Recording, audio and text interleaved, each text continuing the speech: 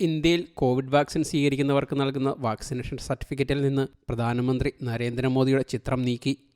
തെരഞ്ഞെടുപ്പ് പെരുമാറ്റച്ചട്ടത്തിൻ്റെ ഭാഗമായാണ് മോദിയുടെ ചിത്രം വാക്സിൻ സർട്ടിഫിക്കറ്റിൽ നിന്ന് നീക്കിയതെന്നാണ് വിശദീകരണം. എന്നാൽ ഇന്ത്യയിൽ കോവിഷീൽഡ് എന്ന പേരിൽ അവതരിപ്പിച്ച കോവിഡ് വാക്സിന് ഗുരുതര പാർശ്വഫലമുള്ളതായി വാക്സിൻ കമ്പനി ആസ്ട്രാസെനക്ക കഴിഞ്ഞ ദിവസം സമ്മതിച്ചിരുന്നു. ഈ സാഹചര്യത്തിലാണ് വാക്സിൻ സർട്ടിഫിക്കറ്റിൽ നിന്ന് മോദി ചിത്രം നീക്കാനുള്ള തീരുമാനമെന്നാണ് വിലയിരുത്തൽ. നേരത്തെ കോവിഡ് സർട്ടിഫിക്കറ്റിൽ മോദി ചിത്രം നൽകുന്നതിനെതിരെ വലിയ പ്രതിഷേധവും വിമർശനങ്ങളും ഉയർന്നുവെങ്കിലും കേന്ദ്ര സർക്കാർ തള്ളിക്കളയുകയായിരുന്നു. പുതിയ വിവാദങ്ങളുള്ള പശ്ചാത്തലത്തിലാണ് നടപടി. കോവിഷീൽഡ് വാക്സിൻ സ്വീകരിച്ച ശേഷം ഹൃദയാഘാതം വന്ന് മരിച്ചവരുടെ കുടുംബങ്ങൾക്ക് കേന്ദ്ര സർക്കാർ നഷ്ടപരിഹാരം നൽകണമെന്ന് കോൺഗ്രസ് ആവശ്യപ്പെട്ടു.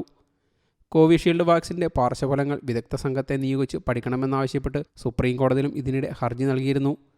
വാക്സിൻ ഉപയോഗിച്ചതുമൂലം ആരെങ്കിലും മരിച്ചതായി കണ്ടെത്തിയാൽ നഷ്ടപരിഹാരം നൽകണമെന്നും ഹർജിയിൽ ആവശ്യപ്പെടുന്നു. അഭിഭാഷകനായ വിശാൽ തിവാരിയാണ് ഹർജിക്കാരൻ. കോവിഷീൽഡ് നിർമ്മിച്ച ആസ്ട്രാസെനക്ക കമ്പനി വാക്സിന് ചെറിയ രീതിയിൽ പാർശ്വഫലങ്ങൾ ഉണ്ടായേക്കാമെന്ന് സംബന്ധിച്ച റിപ്പോർട്ടുകൾ വന്നതിന് പിന്നാലെയാണ് ഹർജി. ഇന്ത്യയിൽ 175 കോടിയോളം തവണ കോവിഷീൽഡ് വാക്സിൻ ഉപയോഗിച്ചിട്ടുണ്ടെന്നും കോവിഡിന് ശേഷം ഹൃദയാഘാതം മൂലം ഉണ്ടാകുന്ന മരണങ്ങൾ കൂടിയെന്നും ഹർജിയിൽ ചൂണ്ടിക്കാട്ടുന്നു. ഇന്ത്യയിൽ പൂനെ ആസ്ഥാനമായി പ്രവർത്തിക്കുന്ന സെറം ഇൻസ്റ്റിറ്റ്യൂട്ടാണ് കോവിഷീൽഡ് വാക്സിൻ ഉൽപ്പാദിപ്പിച്ചത്. കഴിഞ്ഞ ദിവസമാണ് ഇന്ത്യയിൽ കോവിഷീൽഡ് എന്ന പേരിൽ അവതരിപ്പിച്ച കോവിഡ് വാക്സിന് ഗുരുതര പാർശ്വഫലമുള്ളതായി സംബന്ധിച്ച് വാക്സിൻ കമ്പനി ആസ്ട്രാസെനക്ക രംഗത്ത് വന്നത്. വാക്സിനെടുത്ത അപൂർവം ചിലരിൽ രക്തം കട്ടപിടിക്കുകയും പ്ലേറ്റ്ലെറ്റ് കൗണ്ട് കുറയുകയും ചെയ്യുന്ന TTS എന്ന അവസ്ഥയുണ്ടാകാമെന്ന് കമ്പനി സമ്മതിച്ചിരുന്നു. UK ഹൈക്കോടതിയിൽ ഫെബ്രുവരിയിൽ സമർപ്പിച്ച സത്യവാങ്മൂലത്തിലാണ് ഇക്കാര്യം വ്യക്തമാക്കിയിരിക്കുന്നത്.